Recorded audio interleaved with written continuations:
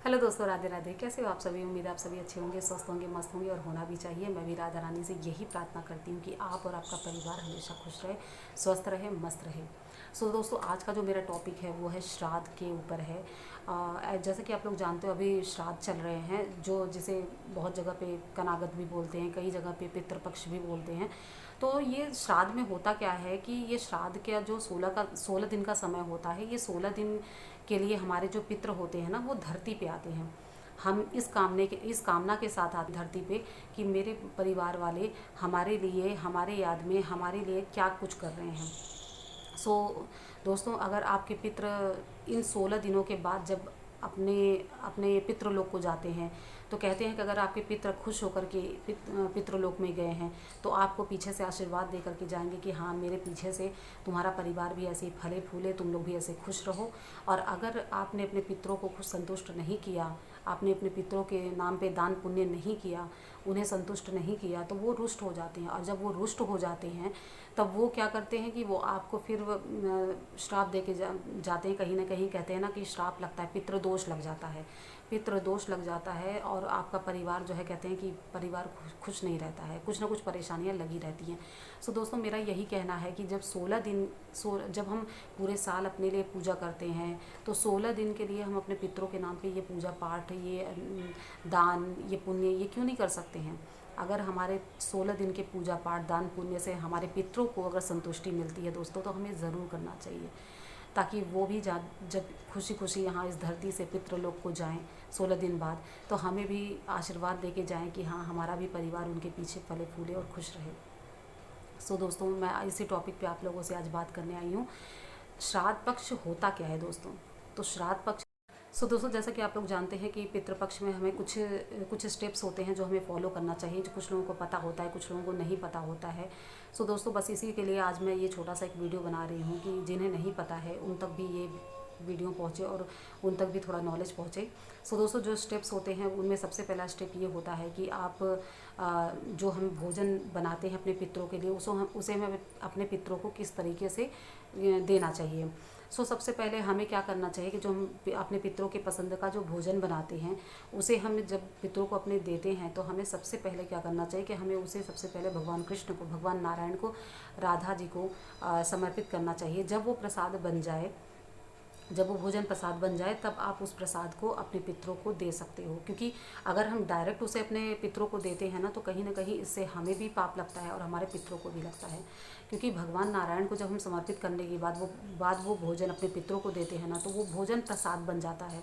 और जब हम वो प्रसाद अपने पितरों को देते हैं, तो उससे हमारे पितर भी संतुष्ट होते हैं और खुश होते हैं, और भगवान नारायण उस भोजन को हमारे पितरों तक पहुँचा देते हैं। दोस्तों, दूसरा जो स्टेप है वो है कि हमें किस तरीके से, दोस्तों, जितना जितना ज़्यादा हो सके हमें अपने पितरों के नाम से पूजा पाठ, दान, भजन और शास्त्रों का अध्ययन, भागवत गीता का अध्ययन, शिव पुराण का अध्ययन करना चाहिए। जितना ज़्यादा हो सके अगर आप इन चीज़ों का पाठ करते हो या दान दक्षिणा देते हो, जितना ही ज़्यादा दान पुण्य करते हो, वो चीज़ों का जो पुण्य होता है ना दोस्तों, वो हमसे कहीं ज़्यादा हमारे पितरों को लगता है। तो हमारे जो पितृ होते हैं ना, उनके जो उनके पिछले जन्म के जो भी बुरे कर्म होते हैं, जिसके लिए उन्हें मतलब कष्ट मिलता होता है, तो उनका वो थोड़ा कष्ट कम हो जाता है, जिसकी वजह से वो हमारे से थोड़ा मतलब संतुष्ट हो जाते हैं, खुश होते हैं, प्रसन्न होते हैं कि हाँ, हमारे पीछे से मेरे परिवार वाले मेरे लिए दुआएं कर रहे हैं, ये कर रहे हैं, पूजा पाठ और दान पुण्य कर रहे हैं। तो इससे हमारे पितृ जो हैं वो बहुत ही ज़्यादा संतुष्ट होते हैं दोस्तों। और कहते हैं ना कि अगर हमारे पितृ संतुष्ट नहीं होते हैं ना, तो वो तड़पते हैं। वो यहाँ से जब 16 दिन बाद जाते हैं ना, तो दोस्तों एक उनके अंदर एक तड़प होती है, तड़पते हुए जाते हैं। तो कहते हैं ना दोस्तों कि आप अच्छे से पूजा पाठ करो, दान पुण्य करो, ताकि आपके पितृ तड़पते हुए नहीं, खुश हो के इस लोक से पितृलोक को जाएं और आपको आशीर्वाद देते हुए जाएं कि मेरे पीछे से आपका परिवार फले फूले और खुश रहे। और हाँ दोस्तों, एक चीज़ का और ध्यान रखें, जब भी हम अपने पितरों को भोजन दें, तो सीधा सबसे पहले हम भगवान को वो भोजन अर्पित करें, ताकि वो प्रसाद बन जाए। उसके बाद हम अपने पितरों को दें, पहले भगवान को दें, उसके बाद कौवे को भोजन कराओ आप। कौवे के बाद आप गाय को दीजिए, गाय के बाद आप कुत्तों को दीजिए, कुत्ते के बाद आप कोई वैष्णव ब्राह्मण हो, जो शुद्ध ब्राह्मण हो, आप उसे भोजन कराइए दोस्तों। तो इसका सारा पुण्य जो है कि आपके पितरों को मिलता है। ये समझिए कि आपके पितरों ने भोजन कर लिया है। सो दोस्तों, जो हमारे पितर होते हैं, कहते हैं ना कि वो इन्हीं रूपों में तो आगे भोजन ग्रहण करते हैं। वो डायरेक्ट नहीं आते हैं कि मतलब खुद से ही भोजन करेंगे। उनके नाम से हम जितना ही लोगों को भोजन कराएंगे, वो उतना ही ज़्यादा हमारे पितरों को मिलेगा, उसका पुण्य मिलेगा। सो दोस्तों, और हाँ दोस्तों, एक चीज़ का और ध्यान रखें, जब भी हम अपने पितरों को भोजन दें तो सीधा सबसे पहले हम भगवान को वो भोजन अर्पित करें ताकि वो प्रसाद बन जाए। उसके बाद हम अपने पितरों को दें, पहले भगवान को दें, उसके बाद कौवे को भोजन कराओ आप। कौवे के बाद आप गाय को दीजिए, गाय के बाद आप कुत्तों को दीजिए, कुत्ते के बाद आप कोई वैष्णव ब्राह्मण हो, जो शुद्ध ब्राह्मण हो, आप उसे भोजन कराइए दोस्तों। तो इसका सारा पुण्य जो है कि आपके पितरों को मिलता है। ये समझिए कि आपके पितरों ने भोजन कर लिया है। सो दोस्तों, जो हमारे पितर होते हैं, कहते हैं ना कि वो इन्हीं रूपों में तो आगे भोजन ग्रहण करते हैं। वो डायरेक्ट नहीं आते हैं कि मतलब खुद से ही भोजन करेंगे। उनके नाम से हम जितना ही लोगों को भोजन कराएंगे, वो उतना ही ज़्यादा हमारे पितरों को मिलेगा, उसका पुण्य मिलेगा। सो दोस्तों, सिर्फ इतना ही नहीं, आप जब ये सब कुछ कर लीजिए तो आप भगवान कृष्ण से ये प्रार्थना करिए कि हे कृष्ण, हे प्रभु, ये जो भोजन मैंने आपको समर्पित किया है, इस भोजन को प्रसाद बना के आप इस भोजन को पितृलोक तक, हमारे पितरों तक पहुंचा दीजिए प्रभु। तो आप कृष्ण भगवान इस भोजन को आपके पितरों तक पहुंचा देंगे। और ये प्रार्थना करिए कि हे प्रभु, हमारे पितरों को आशीर्वाद दीजिए कि हमारे पितरों को जन्म मरण के बंधन से हमारे पितरों को जन्म मरण के बंधन से मुक्त कर दीजिए प्रभु। और हमारे पितरों को अपने बैकुंठ धाम में स्थान दीजिए, अपनी शरण दीजिए और उन्हें जन्म मरण के बंधन से मुक्त कर दीजिए।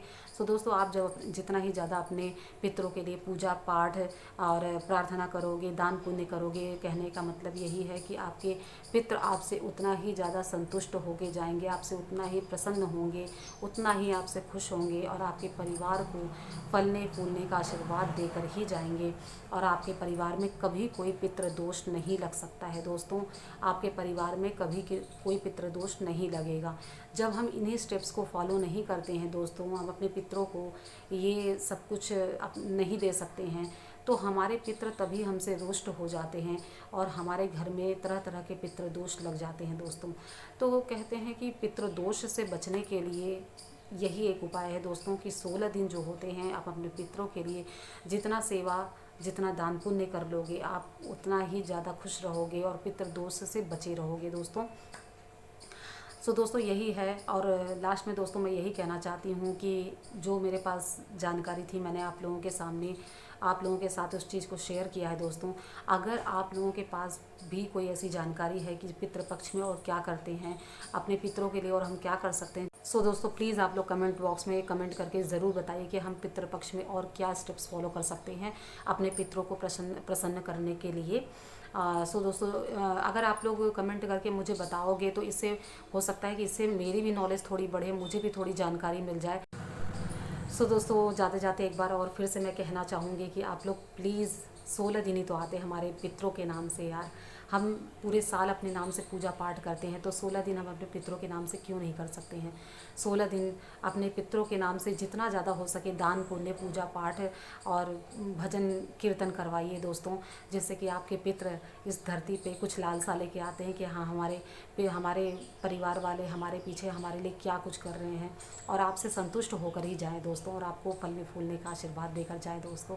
और 16 दिन हमारे इस पूजा पाठ दान पुण्य से अगर हमारे पितर खुश होते हैं दोस्तों, इसमें क्या बुराई है। मैं यही कहूँगी कि अपने पितरों को प्रसन्न करिए और पितृ दोष से बचे रहिए दोस्तों। और लास्ट में यही कहूँगी, राधा रानी आप सभी को खुश रखें, स्वस्थ रखें, मस्त रखें। और दोस्तों मिलेंगे फिर नए वीडियो में, तब तक के लिए राधे राधे।